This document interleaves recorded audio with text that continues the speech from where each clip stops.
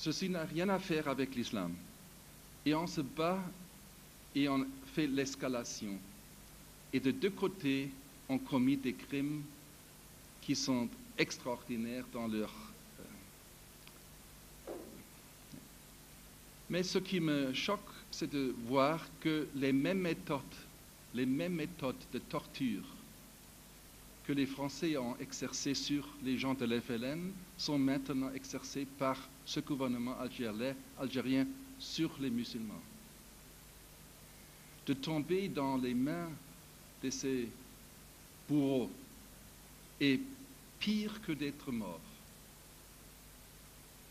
Donc, dans une guerre où il est pire d'être capturé que d'être mort, il est absolument essentiel que dans la guérilla, il n'y a pas de traîtres.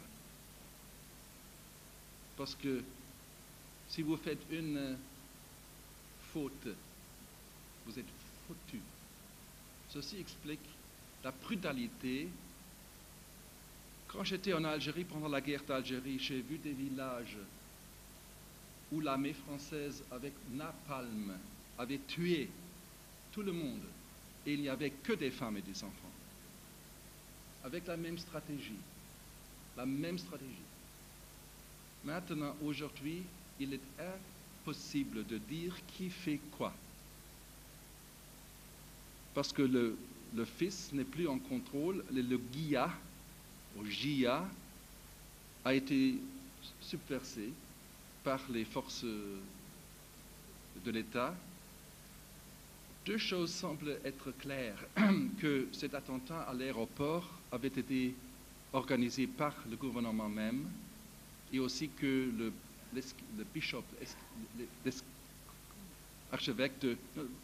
l'archevêque d'Oran a été tué par un agent provocateur du gouvernement.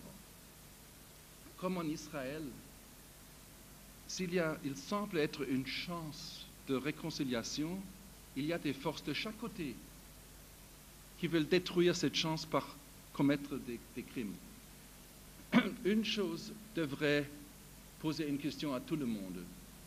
Les massacres qui ont été commis, surtout à Bab el-Oued et dans les environs d'Alger, ont été commis dans des communautés qui avaient voté pour le fils à 65, à 70, à 75%. Pourquoi le fils massacrait les gens qui le soutiennent? Et ça à côté de l'armée qui ne fait rien. Donc, tout ce qu'on peut faire, c'est de faire des prières que ces massacres se terminent. L'islam, certainement, souffre sous être associé avec cela. Mais je vous ai parlé de double standard. Il y avait un fondamentaliste qui avait gagné les élections. Et après, les militaires ne l'ont pas laissé occuper sa fonction comme chef de gouvernement.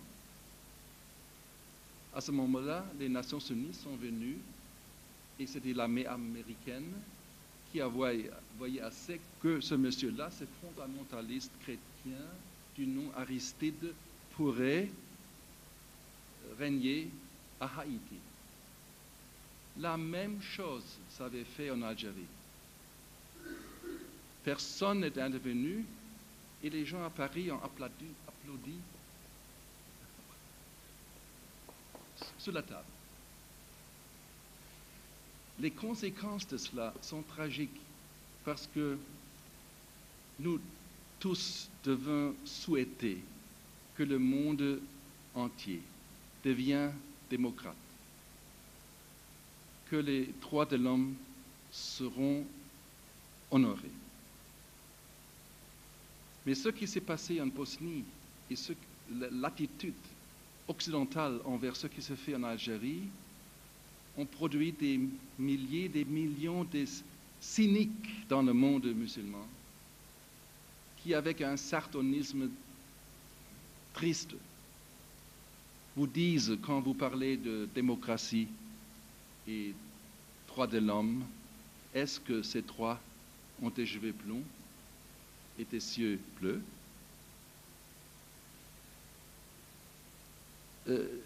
Donc, il faut se rendre compte toujours des conséquences à long terme de ce qu'on fait, parce que, comme je vous disais au début, les mémoires collectives sont une réalité.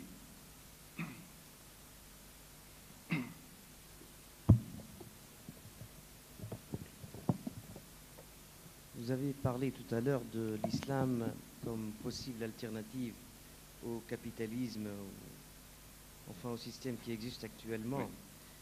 Oui. Mais ce que je vous demanderais, c'est que est-ce que vous pensez que ça se ferait à travers un modèle tel que le modèle iranien, par exemple, saoudien ou autre, ou bien à travers les communautés musulmanes qui se trouvent en Europe et qui graduellement s'intégreraient dans les sociétés chrétiennes de l'Europe et deviendraient un agent participateur? Oui. Merci.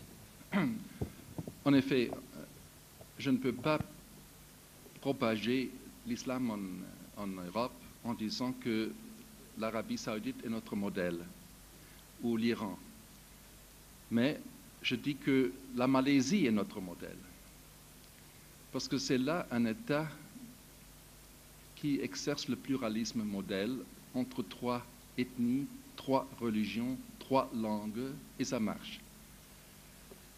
Mais aussi ce que vous aviez dit, je suis profondément convaincu que les musulmans, surtout aux États-Unis, il y a 6 millions maintenant, qui sont tellement dynamiques, ont une chance d'aider à l'Occident de faire un revirement en course, parce qu'ils ne sont pas porteurs de toute la civilisation islamique. Ils peuvent distinguer nettement, comme moi je le fais, entre la religion et la civilisation. Par exemple, je crois que l'islam peut apporter à l'Occident des choses qui sont essentielles pour sa santé.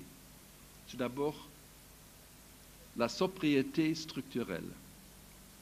L'Ouest est en train de se détruire par être drogué. Drogué par l'alcool, drogué par le nicotine, drogué par l'héroïne et tout le reste. Nous avons maintenant un drug culture, on dit à l'Ouest. Et l'islam, là, est une alternative. Les policiers en Afrique du Sud, comme à Los Angeles, admettent qu'avec des moyens de police ou de l'État, la guerre contre la drogue a été déjà perdue. Il y a une seule chance, c'est de trouver une mahalla, un quartier avec majorité musulmane. À ce moment-là, les drogues sont bons. Prenez l'économie. La défense de prendre intérêt semble une chose négative, mais si vous voyez cela comme la demande que le capital soit exclusivement utilisé dans une situation de partager profit et risque, c'est essentiel pour la santé de l'économie de l'Ouest, parce que c'est l'entrepreneurship qui profite de cela. Le capitalisme sera endommagé si personne n'est plus prêt à accepter des risques. Prenez la famille. On caractérise la religion chrétienne comme la religion de l'amour. Permettez-moi que je mets doute sur la pratique de l'amour.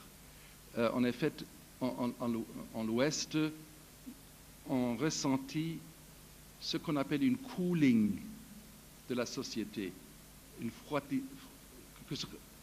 refroidissement de la société. Et les musulmans présentent contre cela une umma qui est une réalité. La solidarité entre les musulmans est extraordinaire. Et ce n'est pas une fête tiers-monde. c'est aussi une fête tiers-monde, que la